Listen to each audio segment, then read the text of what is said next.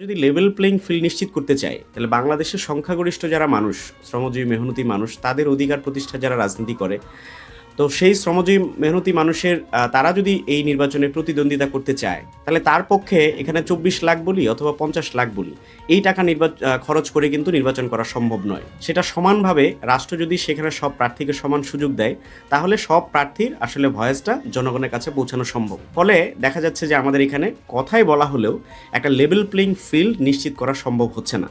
তারা সবসময় চায় তাদের পক্ষে শক্তিগুলোই রাষ্ট্র ক্ষমতায় আসীন হোক, পরিবর্তন করার ক্ষেত্রে তারা তাদের কোনো আগ্রহ নেই, যার মধ্য দিয়ে বাংলাদেশের আগামী দিনে কারা ক্ষমতায় আসবে এবং বাংলাদেশের জনগণের স্বার্থে সেখানে রাষ্ট্র ব্যবস্থাকে পরিচালনা করবে, তার জন্য জনগণের পিছনে টাকা ঢালার কোনো প্রয়োজন নেই। নির্বাচন কমিশন থেকে বেঁধে দেওয়া একটা অর্থনৈতিক নিয়ম আকার সীমিতকরণ মনে হয় 24 লাখ।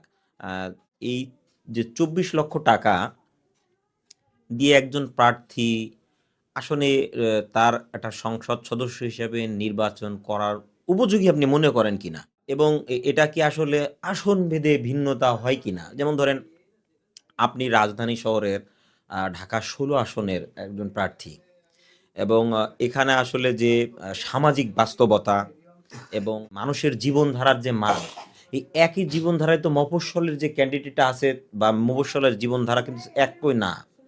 কিন্তু নির্বাচন কমিশন কিন্তু এরকম করে নাই যে এই প্রার্থীর এই আসনে এত টাকা ব্যয় করা উচিত, ওই প্রার্থীর ওই আসনে এত টাকা ব্যয় করা উচিত। এটা আসলে যুক্তিসঙ্গত মনে করেন কিনা, এটা আপনার কাছে আমার জানতে চাওয়া। এই বিষয়ে আমার বক্তব্য হচ্ছে যে নির্বাচন কমিশন একটা সামগ্রিকভাবে 24 লক্ষ টাকা একটা ব্যয়সীমা নির্ধারণ করেছে। আবার এটার সাথে একটু আরেকটা যোগ করেছে যে একটা আসনের ভোটার প্রতি 10 টাকা তারা খরচ করতে পারবে একজন প্রার্থী। ফলে এইটা যদি আমি ধরি বাস্তবে তাহলে এই সীমাটা আর 24 লাখ থাকে না, এটা আরও উপরে উঠে যায়। তাহলে যেমন কোনো আসনে যদি সেখানে 5 লক্ষ ভোটার হয় তাহলে সেখানে প্রায় 50 লক্ষ টাকার মতো খরচ করতে পারবে। তাহলে এই সীমাটা বাস্তবে 50 লক্ষের জায়গায় উপনীত হচ্ছে। কিন্তু এইখানে যে আমাদের যে বক্তব্যটা, যে নির্বাচনী জায়গায় নির্বাচনের ক্ষেত্রে সবাই একটা কথা বলেন যে লেভেল প্লেইং ফিল্ড নিশ্চিত করা। তাহলে আমরা যদি লেভেল প্লেইং ফিল্ড নিশ্চিত করতে চাই তাহলে বাংলাদেশের সংখ্যাগরিষ্ঠ যারা মানুষ, শ্রমজীবী মেহনতি মানুষ, তাদের অধিকার প্রতিষ্ঠা যারা রাজনীতি করে, তো সেই শ্রমজীবী মেহনতি মানুষের তারা যদি এই নির্বাচনে প্রতিদ্বন্দ্বিতা করতে চায়, যে সংবিধান যেটা আমাদের যে সুযোগ কিংবা অধিকার দিয়েছে, তাহলে তার পক্ষে এখানে 24 লাখ বলি অথবা 50 লাখ বলি এই টাকা খরচ করে কিন্তু নির্বাচন করা সম্ভব নয়। সেজন্য আমরা যে দাবিটা করেছিলাম নির্বাচন ব্যবস্থা সংস্কারের সময়, যে এই নির্বাচনী খরচটা যদি আমরা লেভেল প্লেইং ফিল্ড সত্যিকার অর্থে করতে চাই তাহলে এটা স্বয়ং রাষ্ট্র কর্তৃক এই নির্বাচনী খরচটা সব প্রার্থীর বহন করা উচিত। সেই ক্ষেত্রে আনুষঙ্গিক খরচ, ব্যানার কিংবা অন্যান্য যে প্রচারণার কাজে যতটুকু খরচ হয় সেটা সমানভাবে রাষ্ট্র যদি সেখানে সব প্রার্থীকে সমান সুযোগ দেয় তাহলে সব প্রার্থীর আসলে ভয়েসটা জনগণের কাছে পৌঁছানো সম্ভব। না হলে বিদ্যমান এই নির্বাচনী ব্যবস্থায় যে বৈষম্যটা আছে, বাংলাদেশে যে অর্থনৈতিক বৈষম্যটা আছে, সেই বৈষম্যটা নির্বাচনেও কিন্তু প্রভাব ফেলছে। ফলে দেখা যাচ্ছে যে আমাদের এখানে কথাই বলা হলেও একটা লেভেল প্লেইং ফিল্ড নিশ্চিত করা সম্ভব হচ্ছে না। তো সেই ক্ষেত্রে এই দাবিটা আমরা জোরদারভাবে দীর্ঘ সময় ধরে জানিয়ে এসেছি, কিন্তু নির্বাচন কমিশন কিংবা রাষ্ট্র সেটা শুনেনি।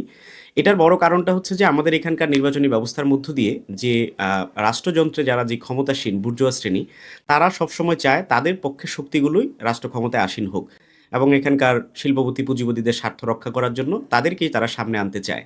তো সেই জায়গা থেকে তারা এই নিয়মটা তারা পরিবর্তন করার ক্ষেত্রে তারা তাদের কোনো আগ্রহ নেই। তা আমরা সে কারণে মনে করি যে এই খরচটা বাদ দিলে জনগণের পিছনে তো আসলে ভোটে খুব খরচ করার কোনো ব্যাপার নেই। তাহলে জনগণ ভোটাধিকার হচ্ছে তার মত প্রকাশের অধিকার।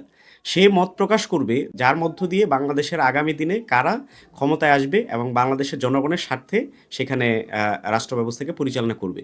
তাহলে সেটা যদি সত্যিকার অর্থে হতো তাহলে তার জন্য জনগণের পিছনে টাকা ঢালার কোনো প্রয়োজন নেই। কিন্তু বাস্তবে আমরা দেখি যেটা হয় যে নির্বাচনে এই আনুষ্ঠানিক যে প্রচারণার খরচাদি বাদেও প্রত্যেক প্রার্থী কিংবা বড় দলগুলোর যে প্রার্থীরা তারা আসলে প্রচুর টাকা সেখানে ঢালে, ভোটে টাকার বিনিময়ে সেখানে ভোট কেনার ব্যবস্থা সেটা হয়। আজকেও আপনারা প্রচারণা মিডিয়া দেখবেন, সোশ্যাল মিডিয়ায় এসেছে যে কয়েকজন প্রার্থীর ভিডিও এসেছে সামনে, যে তারা কিভাবে প্রচারণা করতে গিয়ে সেখানে মানুষকে টাকা দিচ্ছে। তো এটা দীর্ঘদিন ধরে আমরা এই প্র্যাকটিসটা দেখছি। ফলে এই যে টাকা দিয়ে ভোট কেনার যে সংস্কৃতি বাংলাদেশে যেটা তৈরি করেছে বুর্জোয়া দলগুলো, সেই কারণে বাস্তবে এই খরচটা সীমাটা অনেক দূর চলে যায় এবং এটা দিন শেষে তাদের জন্য এটা একটা ইনভেস্টমেন্ট। যে তারা যদি নির্বাচনে 50 কোটি টাকা খরচ করে, আগামী 5 বছর সাংসদ থাকলে সেখানে 5,000 কোটি টাকা, 50,000 কোটি টাকার মালিক হবে।